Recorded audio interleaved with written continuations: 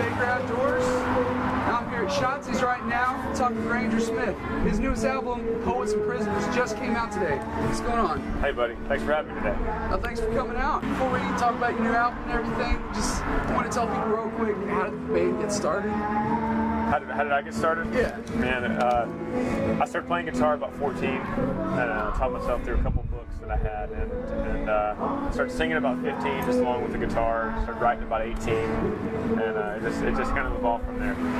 Did it kind of come easy for you? Because I know when I was 14, I tried to learn guitar, and even with lessons, it wasn't a great success. I don't remember it being too hard, but it wasn't too easy. You know, I remember playing some songs. You'd come downstairs and play some songs for my parents, and they thought it was pretty rough. So that's how it started.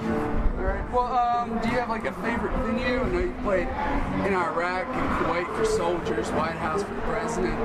You got Schotzi's, Ola Raglan. Any of those? I try to answer that sometimes. It always changes because it always depends on the fans. It always depends on the people.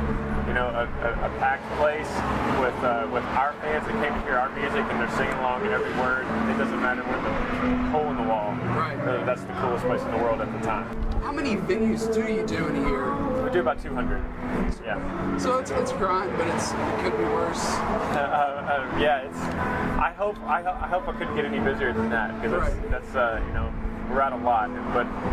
You know, there's a lot of days I love it, and to be honest, there's some days where it's a little bit rough, you know, but this is what we do, and I'm pretty blessed to do for a living, so I'm happy. What's the toughest part about the tour grind? The toughest part is just being away from home and being out of a routine, and sometimes when you get worn down, maybe you get allergies or you get sick or something, and you start wearing down a little bit, and you just wish you were at home. Are you a sports fan at all?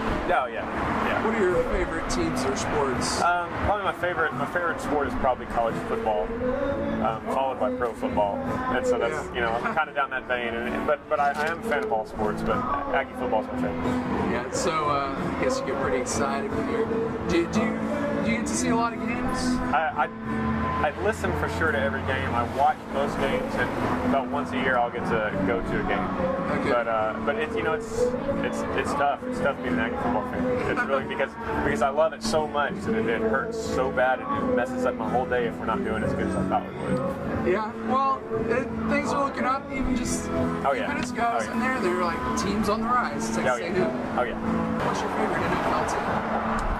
Unfortunately, it's the Cowboys, and that's just because I was born and raised in Dallas.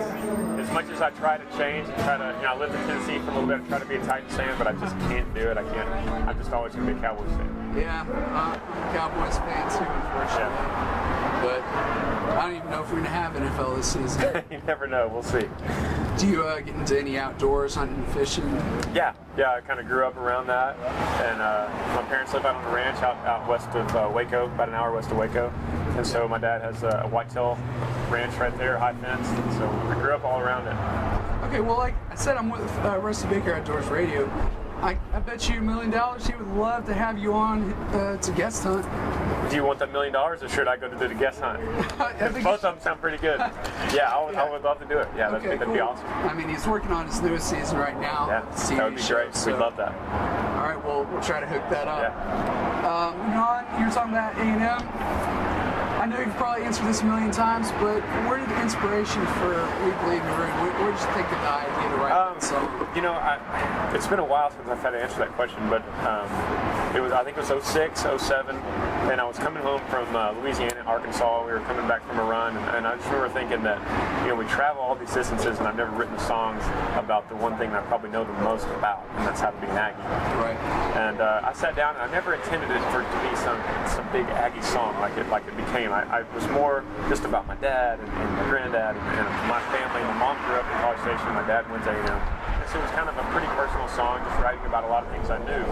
And I was going to actually write it and present it to a muster committee and just use it as a muster song for that year, and it would kind of go away.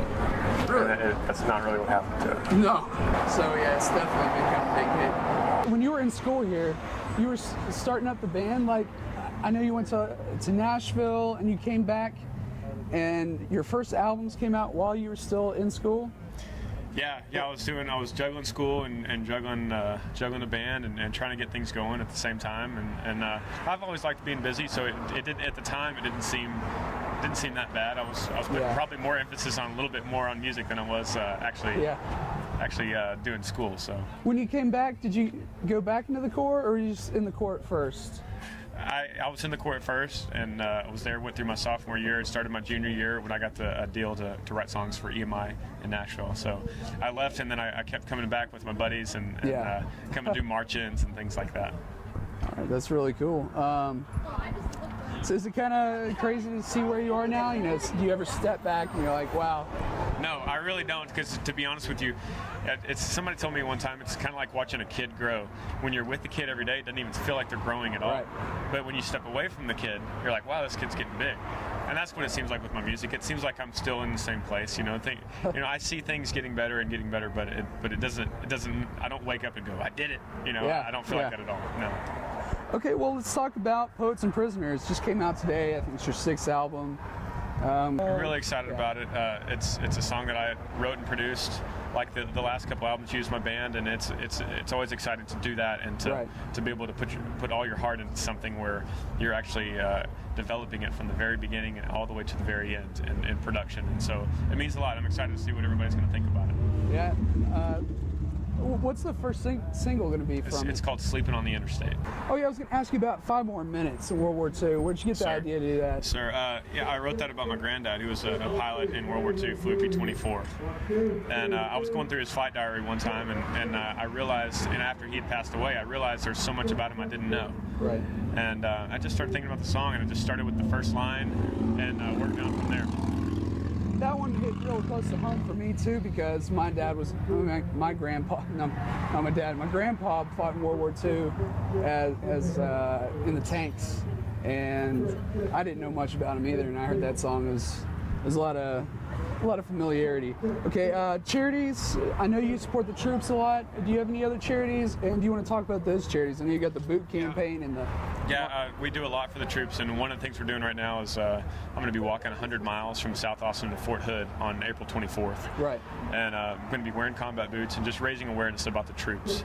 And it's going to be a big deal to us. It's going to be really taxing on my body. I'm not really ready for it, but hopefully it's going to be something that people remember, and people will to remember every day that the troops are working hard for us every day, no matter what. No weekends, no holidays, 24/7. Can people find that information on your website if they want to contribute? Or yeah, they can. They can go to grangersmith.com or facebook.com/grangersmith, and I find out all that kind of information. All right, that's what I was going to ask you next. So you're on Facebook, you got grangersmith.com, Twitter, all that? Yes, sir.